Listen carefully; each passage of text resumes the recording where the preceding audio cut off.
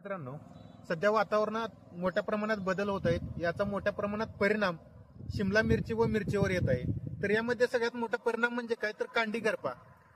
या कांडी करप्यावर जर कंट्रोल करायचा असेल तर यावर एकच सोल्युशन आहे, ते म्हणजे काय, तर तुम्ही स्ट्रेप्टोसायक्लिन किंवा फॉलिक्युअर वापरून प्रिव्हेंटिव्ह मध्ये काम करू शकता.